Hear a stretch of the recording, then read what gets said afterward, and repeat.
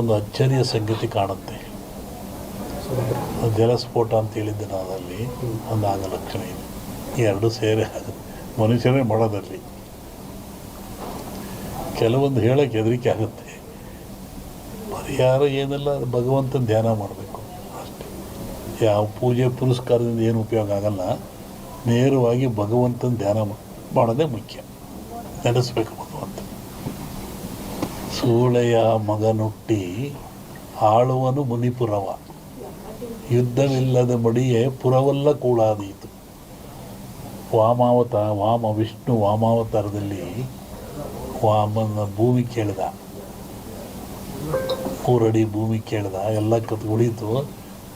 America ದೇಶದಲ್ಲಿ ಅಲ್ಲೇ ತುಳಿದವನ್ನ ವಾಮನ ವಿಷ್ಣು ವಾಮಾವತಾರದಲ್ಲಿ ಬಲಿಯ, ಅದನ್ನು ಮುನಿಪುರ ಅಂತ ಕರೆದರು. ಏನ್ಸಂಡ್ ಇಂಡಿ ಹಿಸ್ಟ್ರಿ ಒಳಗೆ ಅಮೇರಿಕವನ್ನು ಮುನಿಗೆ ದಾನ ಕೊಟ್ಬಿಟ್ಟನಲ್ಲ ಅವನು, ವಾಮನಿಗೆ ದಾನ ಕೊಟ್ಟನಲ್ಲಪ್ಪ, ಅದು ಮುನಿಪುರ ಅಂತ. ಯುದ್ಧವಿಲ್ಲದ ಮಡಿಯ ಪುರವಲ್ಲ ಕೂಳಾದೀತು ಅಂತ. ಮುನಿಪುರ ಅಂದರೆ ಅಮೇರಿಕವನ್ನು ಮುನಿಪುರ ಅಂತ ಕರೀತಾರೆ. ಅದು ಅಮೇರಿಕ ಒಂದು ದೇಶದಾಗಿಲ್ಲ, ಎಲ್ಲರೂ ಸೇರ್ಕೊಂಡ್ರದಲ್ಲಿ. ಶ್ರಾವಣದ ಮೇಲೆ ಹೇಳ್ತೀನಿ ಅದ್ರ ಬಗ್ಗೆ. ಹೇಳಿದ್ದೀನಿ, ಇನ್ನೂ ನೋಡ್ತಿರ್ಬೇಕಾರೆ. ಹಿಂದೆಲ್ಲ ಹೇಳಿದ್ನಲ್ಲ, ಮೊನ್ನೆ ಹೇಳಿದ ಕೆಲವು ಮುಳುಗ್ತವೆ ದೇಶಗಳು, ಕೆಲವು ಹೇಳ್ತವೆ, ಹೊಸ ರಾಜ್ಯಗಳು ಉತ್ಪತ್ತಿ ಆಗ್ತವೆ ಅಂತ ಮೊನ್ನೆ ಹೇಳಿದ್ನಲ್ಲ. ಮತ್ತು ಮದ್ದಿಲ್ಲದ ಕಾಯಿಲೆ ಬರುತ್ತೆ, 5 ವರ್ಷ ಇರುತ್ತೆ ಕಾಯಿಲೆ ಅದು. ಮತ್ತು ಕೊರೋನಾ ಬಂತು, ಇದು ಇನ್ನೊಂದು ರೂಪವನ್ನು ತಾಳುತ್ತೆ. ಆದರೆ ಸಾವು ನೋವು ಕಮ್ಮಿ, ಕಾಯಿಲೆ ಮಾತ್ರ ಈ ಸಂವತ್ಸರದಲ್ಲಿದೆ.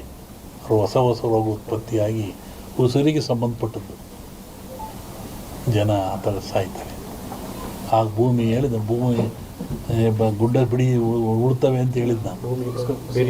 ಬೆರೆಯುತ್ತೆ, ಉಳುತ್ತವೆ, ಸಮುದ್ರ ಜಲಬಾಧೆ ಜನ ಸಾಯ್ತಾರೆ ನಮ್ಮನ್ನು ಹೇಳಿದ್ನಲ್ಲ. ಹೇಳಿ. ಸಚಿವರು ಭೇಟಿ ಕೊಟ್ಟವರು ಕೇಂದ್ರ ಸಚಿವರು ಅವರು ಸೋಮಣ್ಣವರು ಸುಮಾರು 30-40 ವರ್ಷಗಳಿಂದ ಇಲ್ಲಿಗೆ ಬರ್ತಾ ಇದ್ದಾರೆ. ಅವರು ಏನೂ ಅಧಿಕಾರದಲ್ಲೇ ಇದ್ದಾಗ, ಜನತಾ ಬಜಾರ್ನಲ್ಲಿ ಕೆಲಸ ಮಾಡ್ತಿದ್ದಾಗ ಇಲ್ಲೇ ಬಂದು ಉಳ್ಕೊಂಡು ಹೋಗ್ತಾಯಿದ್ರು. ಅವರಿಂದ ಮಠದ ಮೇಲೆ ಭಕ್ತಿಯಿಂದ ನಡ್ಕೊಳ್ತಾ ಇದ್ದಾರೆ. ಮೊನ್ನೆ ತುಮಕೂರ ಗೆದ್ದೆ ಮಂತ್ರಿ ಆದೇ ಬರೋಕ್ಕಾಗಿಲ್ಲ, ಮಠಕ್ಕೆ ಬರ್ತೀನಿ ಅಂತವ್ರು ಅದನ್ನೇ ಬಂದರು. ಈಗಲೂ ಅದನ್ನೇ ಹೇಳ್ತಾಯಿದ್ರು, ನಾನು ಜೀವನದಲ್ಲಿ ಮಠ ಬರ್ತಿಲ್ಲ, ಏನಾರ ಅನ್ನ ತಿಂದು ಇಲ್ಲಿಂದ ನಾನು ಭಕ್ತ ಬಂದು, ನಾನು ಭಕ್ತಿಯಿಂದ ಬಂದಿದ್ದೀನಿ, ಮಂತ್ರಿಯಾಗಿ ಬಂದಿಲ್ಲ, ಶಿಷ್ಯನಾಗಿ ಬಂದಿದ್ದೀನಿ ಅಂತ ಹೇಳಿದರು. ಹಂಗೆ ಅವ್ರು ಒಳ್ಳೆಯದಾಗಲಿ, ಯಶಸ್ಸಾಗಲಿ ಅಂತ ಹಾರೈಸ್ತೀವಿ. ಸಂಕ್ರಾಂತಿ ಕಳೆದ ಮೇಲೆ ಒಂದು ಯೋಗ ಇದ್ದಂಗೆ ಕಾಣಿದೆ. ಇವರಿಗೆ ಅಂತಲ್ಲ, ರಾಜ್ಯ ಮಟ್ಟದಲ್ಲಿ ಒಂದು ಉನ್ನತ ಯೋಗ ಅವಕಾಶ ಇದೆ.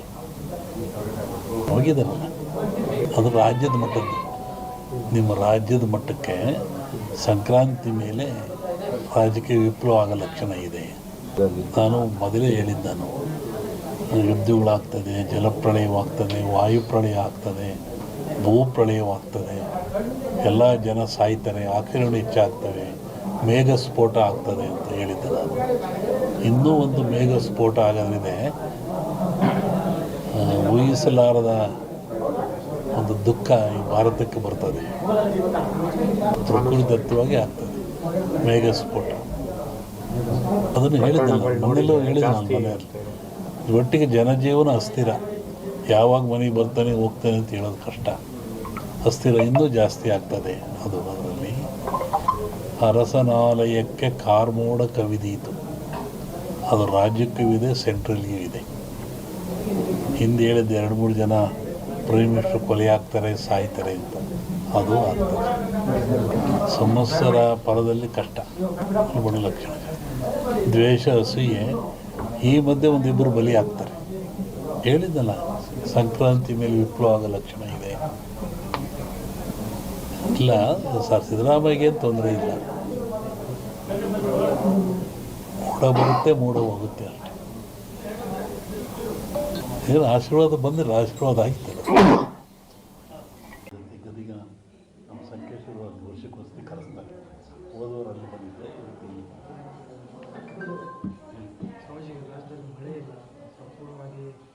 ಮಳೆ ಕಡಿಮೆ ಆಗಿದೆ. ಮನುಷ್ಯ ಎಷ್ಟು ತಪ್ಪು ಮಾಡಿದ್ರು ಆ ಭಗವಂತ ಕ್ಷಮಿಸ್ತಾನಂತೆ.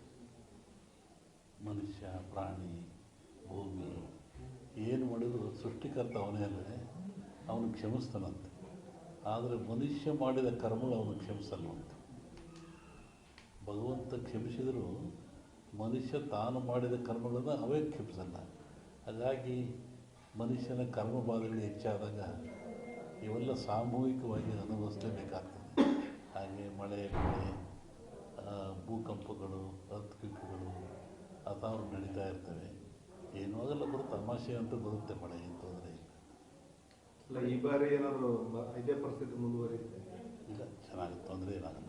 ಬರಗಾಲ ಛಾಯೆ ಅವಶ್ಯ ಇರ್ಬೋದು, ಅನುಕೂಲ ಆಗುತ್ತೆ. ಆ ಥರ ಹೇಳ್ಕೊಂಡು ಮಟ್ಟಕ್ಕೆ ಏನಿಲ್ಲ, ಚೆನ್ನಾಗಾಗುತ್ತೆ. ಮೊನ್ನೆ ವಸತಿ ಹೇಳಿದ್ವಲ್ಲ, ಬೆಳಗಾವಿನಲ್ಲಿ ಶ್ರಾವಣ ಮಧ್ಯಭಾಗದಲ್ಲಿ ಮಳೆ ಬರ್ತಾರೆ. ನೀವು ಉತ್ತರ ಕರ್ನಾಟಕದಲ್ಲಿ ಆಯಿತು, ಎಲ್ಲ ಕಡೆಗೆ ಆಯ್ತಲ್ಲ. ಈಗ ಅಮಾವಾಸ್ಯೆ ನಂತರ ಇದು ಬರುತ್ತೆ, ತೊಂದರೆ ಇಲ್ಲ. ಅಮಾವಾಸ್ಯೆ ನಂತರ ಈ ಕಡೆ ಈಗ ರಾಜಕೀಯದಲ್ಲಿ ಬೇರೆ ಬೇರೆ ರೀತಿಯ ಬೆಳವಣಿಗೆಗಳು ನಡೆದವು.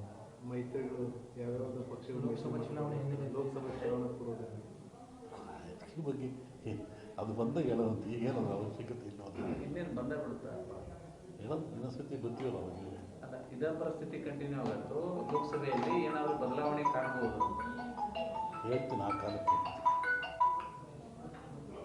ಈಗ ಬಿಜೆಪಿಯವರು JDS ಅವರು ಹೊಂದಾಣಿಕೆ ಮಾಡ್ತಾರೆ. ನಮಗೇನು ಸಂಬಂಧ, ಅದ್ರ ಬಗ್ಗೆ ನಮಗೇನು ವಿಚಾರ ಅಂತ ಹೇಳಲೂಬಾರ್ದು. ದೇಶದ ಭವಿಷ್ಯ ಏನಾಗುತ್ತೆ? ದೇಶ ಹಿಂಗೆ ಹೋಗ್ತದೆ, ಹಿಂಗೆ ಹೋಗ್ತದೆ. ಸದ್ಯಕ್ಕೆ ತೊಂದರೆ ಇಲ್ಲ. ಅನೇಕ ಆಪತ್ತುಗಳಿದ್ದಾವೆ. ಅದೇ ಬಂದೇ ಹೇಳಿದ ಭೂಕಂಪಗಳಾಗ್ತವೆ. ಮೊನ್ನೆ ಫಾರಿನ್ನ ಕಡೆ ಮಳೆ ಜಾಸ್ತಿ ಆಗ್ತದೆ. ಇನ್ನೂ ಉತ್ತರದಲ್ಲಿ ಮಳೆ ಅಂತ ಹೇಳಿದ್ರೆ ಹಾಗಾಗ್ತದೆ. ದೊಡ್ಡ ದೊಡ್ಡ ನಗರಗಳಿಗೆ ಆಪತ್ತಿದೆ, ತೊಂದರೆಗಳಿದ್ದಾವೆ, ಭೂಕಂಪಗಳಾಗಂಥದ್ದು, ಹಾಹಾಕಾರಗಳಾಗ್ತದೆ, ರಾಜಕೀಯದ ಅಸ್ಥಿರತೆ ಉಂಟಾಗ್ತದೆ.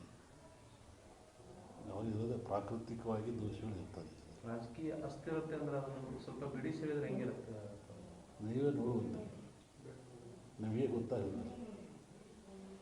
ಯಾವ ರೀತಿ ರಾಷ್ಟ್ರ ರಾಜಕೀಯದಲ್ಲಿ ಅಸ್ಥಿರತೆ ಉಂಟಂತ? ಎರಡರಲ್ಲೂ ಇದೆ. ರಾಷ್ಟ್ರ ರಾಜ್ಯ ಎರಡರಲ್ಲೂ ಅಸ್ಥಿರತೆ ಕಾಣುತ್ತೆ. ಎಲ್ಲ ಕಡೆ ಈ ಧರ್ಮದ ವಿಚಾರ ಸಾಕಷ್ಟು ಚರ್ಚೆಗೆ ಆಗ್ತಿದೆ.